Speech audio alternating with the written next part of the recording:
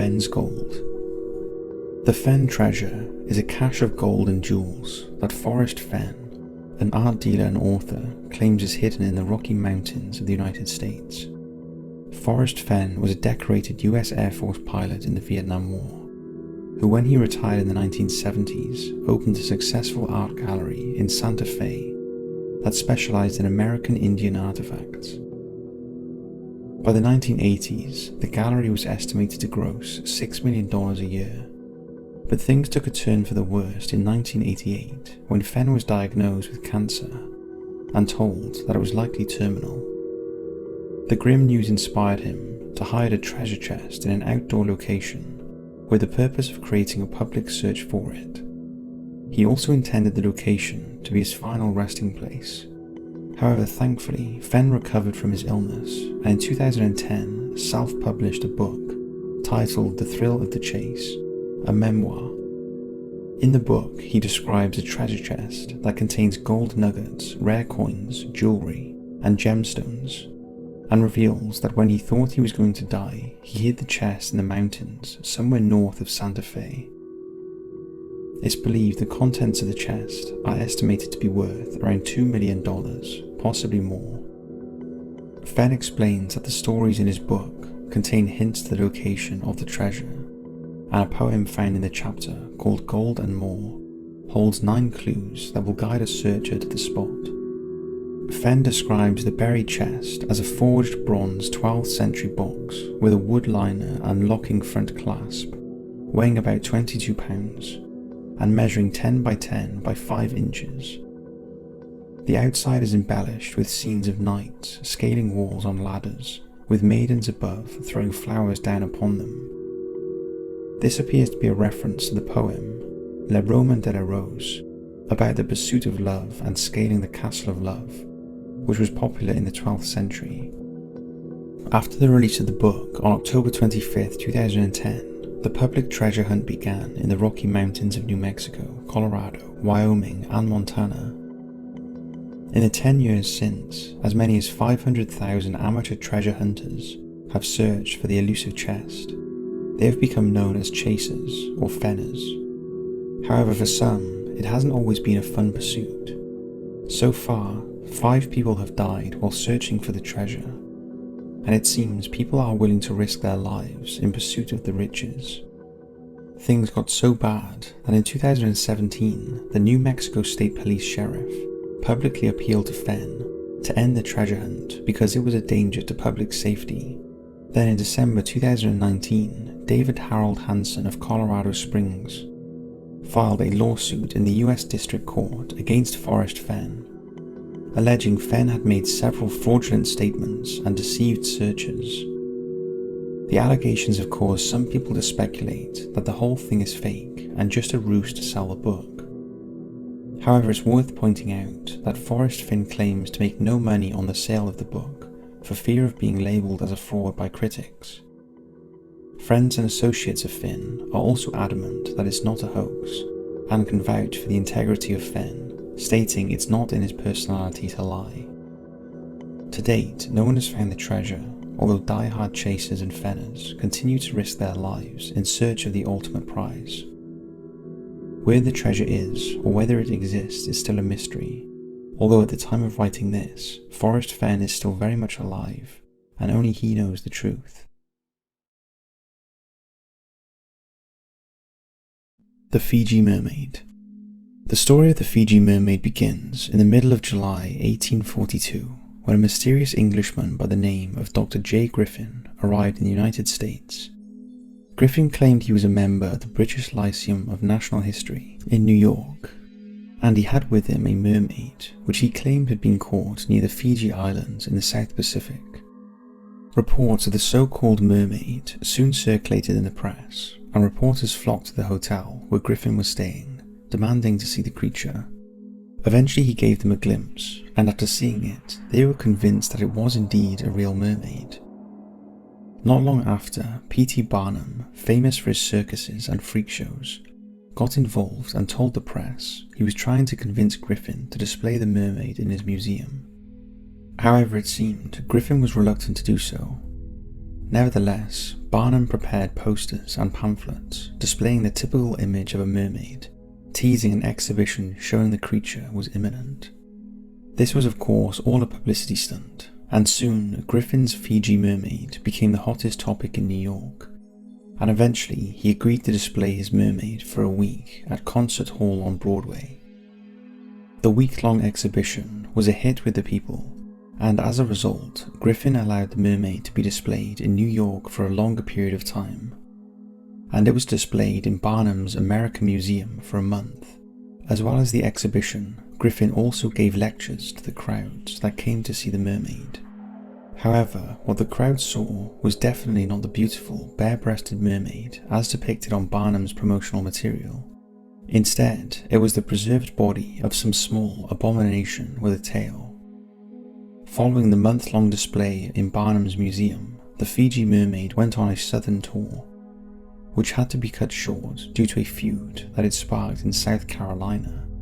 After that, the Fiji mermaid spent the next 20 years between Barnum's museum and Kimball's museum in Boston. Then in 1859, the Fiji mermaid went on a tour in London, and when it came back, was again displayed in Kimball's Boston Museum, its last known whereabouts. It would later be revealed that the Fiji mermaid was actually the top half of a juvenile monkey sewn onto the bottom half of a fish, and that Dr. Griffin was in fact Levi Lehman, an associate of Barnum's. The whole thing was a hoax, and the famous Fiji mermaid is thought to have been made in Japan around 1810, where this was allegedly a traditional art form amongst fishermen. Barnum's mermaid was bought by Dutch merchants, who then sold it to an American sea captain by the name of Samuel Barrett Eads in 1822. Samuel paid a huge amount of money for the mermaid, but was not able to make a fortune from exhibiting it. Following his death, the mermaid was given to his son, who sold it to Moses Kimball. It was Kimball from whom Barnum had leased the mermaid. However, despite these revelations, those that saw the mermaid believed it to be the real thing and refused to believe the explanation. Today, with the emergence of modern science, it would have been easy to prove or disprove the claims about the mermaid, that's if it hadn't mysteriously disappeared. Allegedly, the Fiji mermaid was destroyed when a fire broke out in Barnum's museum in 1865. It has, however, been pointed out that at that point of time, the mermaid would have been in Kimball's museum. This prompted people to believe that the Fiji mermaid survived and possibly ended up in Harvard's Peabody Museum of Archaeology and Ethnology. It's true that this museum possesses a Fiji mermaid, but it's not known whether this is the original mermaid that caused such a stir in the late 1800s. The Bosnian Pyramids, one of the greatest finds ever. In 2005, Bosnian-born anthropologist Dr. Sam Osmanagic announced to the world's media that a group of hills in the vicinity of Visoko, a small town in central Bosnia, were not hills at all, but were in fact buried and forgotten pyramids of monumental size and extreme age. The largest of the pyramids was estimated to be at least 300 meters, 900 foot tall, and the smallest 190 meters or 600 feet tall, over 50 meters taller than the Great Pyramid of Giza. After the announcement, Sam was largely ridiculed for his hypothesis, as it based solely on his observations of the shape and formations of the hills that appeared to almost perfectly be orientated towards the cardinal points north, south, east and west. Although Sam did back his claim up with the countless stories told to him by the local population, whose older generation claimed that they used to play as children in underground tunnels around Visoko, tunnels that later had their entrances sealed by authorities during the time of Yugoslavia. And Sam pointed out that subterranean passages and chambers were seen in almost all the known ancient pyramids around the world. He also announced he planned to start work on rediscovering and thus confirming the existence of these underground tunnels. Determined to prove he was right, in 2006, Sam self-financed investigations of the Bosnian pyramids in order to obtain evidence to support his controversial pyramid theory. He used satellites, georadar, seismic surveys, and topographic analysis to identify 5 principal sites to investigate. These sites were later named Pyramid Sun, Moon, Dragon, Love and Temple of Mother Earth. Archaeological trenches were excavated across all these principal sites and were overseen by Sam and other experts. Results of the material found in the structures seem to back up the Doctor's theory that they were man-made. The material was an artificial, conglomerate geopolymer, and though it looked like natural stone, it had different chemical and mechanical properties to the geographical material found locally. Strength tests measured it to be considerably stronger than both the locally found conglomerates and even modern-day concrete. The results indicated these were not just regular hills, but were in fact, at the very least, modified to look like pyramids, or even completely built from the ground up by an ancient civilization, using methods of construction unknown to modern science. Not long after the initial phase of investigations began, the Doctor found an opening to the underground tunnel network spoken about by the locals, which would later be named the Raven Tunnels. At the time of discovery, the entranceway was known locally, but was only suspected as being a small cave of no significance. But upon closer inspection, the Doctor realized at the rear of the cave there was an infilled passage. He began excavating the small cave, and what was revealed was a shock to everyone, including those who did not believe his pyramid claims. It was not simply the entrances to the tunnels that had been blocked, but seemingly the entire tunnel network had been backfilled with loose rubble. After only a few tens of meters of excavating, they revealed multiple infilled passages heading in different directions, the junctions of which were marked by simple yet beautiful drywall constructions. They clearly indicated that the passages were cut through the solid rock, and their subsequent blockage were not the work of nature, but were done so by intelligent and skilled hands. Hundreds of meters worth of tunnels were exposed, and further intriguing discoveries were made. The existence of chambers with multiple passages leading to them were identified, shaped stones with possible proto-runic language inscribed on them. Also large megalithic blocks, clearly out of context with the surrounding geological material, were found. All these discoveries continue to support the theory made by the Doctor in 2005 regarding his prehistoric Bosnian pyramid hypothesis. But despite the evidence, not everyone agreed, and some skeptics continue to make unfounded and somewhat preposterous accusations that Dr. Osman Agic was shaping the hills to look like pyramids, and that he was digging the tunnels himself. Even the European Association of Archaeologists called the Bosnian Pyramid project a hoax on an unsuspecting public. However, in the years that have followed, further excavation has been done and a small foundation has been set up called the Bosnian Pyramid of the Sun Foundation, who are now working with local historians in an effort to raise awareness and acceptance of the Bosnian pyramids. In 2019, more chambers and connecting passages were discovered that are rich in archaeological material. Analysis of these finds indicated Neolithic, Roman and medieval periods were represented that were at least 6,000 years old. To date, more openings and tunnels are being discovered, and the Bosnian Pyramid of the Sun is now regarded as the biggest and oldest pyramid in the world. The Bosnian pyramids are the mystery that keeps giving, whose secrets have remained hidden for thousands of years, and whose purpose and what lies deep in the tunnels is still unknown. They are an exciting example of a new discovery with years of mystery and intrigue still to be uncovered. The Baltic Sea Anomaly. In 2011, Swedish explorer Peter Lindenberg and his Ocean X team of marine explorers discovered an object on the ocean bed of the Baltic Sea during a dive searching for a shipwreck. The strangely shaped object showed up on sonar laying 100 meters or 300 feet beneath the waves. It quickly became known as the Baltic Sea Anomaly, and conspiracy theorists went into overdrive. Many claimed it was finally proof of aliens, and the anomaly was a crashed UFO.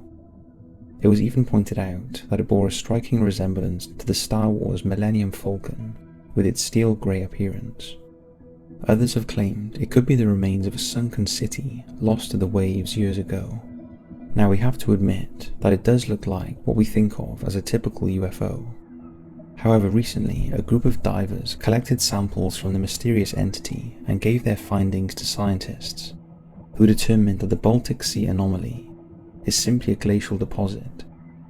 Much of the Baltic Sea was carved out by moving glaciers during the Ice Age, many thousands of years ago, and the object is just deposits left over from that process.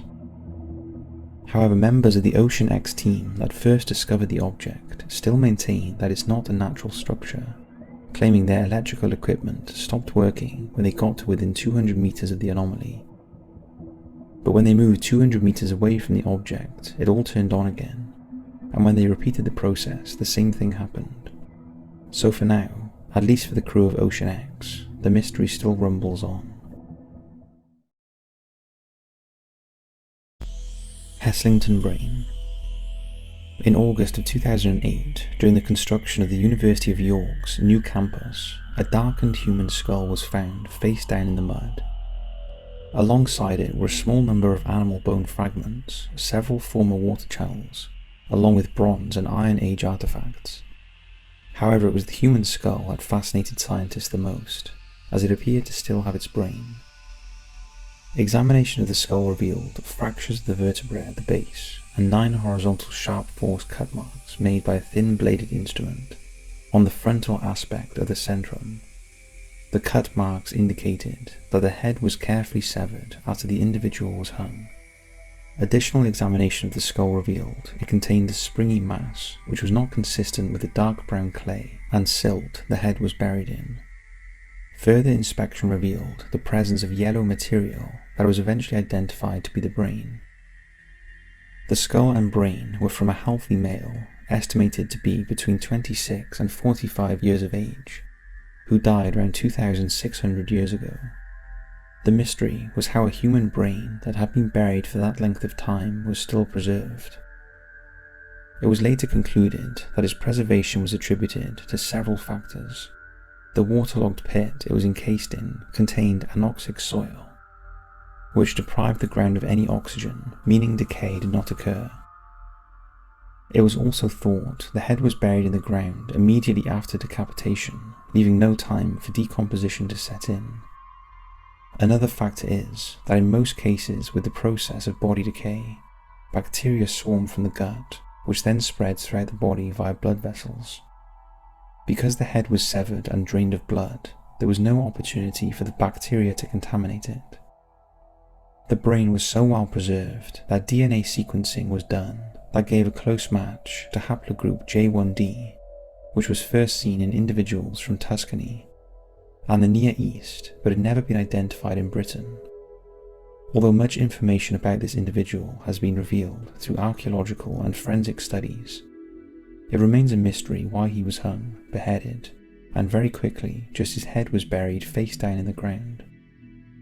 It wasn't unusual for ancient people to bury just a head, and it often indicated it was either a war trophy or a ceremonial sacrifice made for the appeasement of the gods.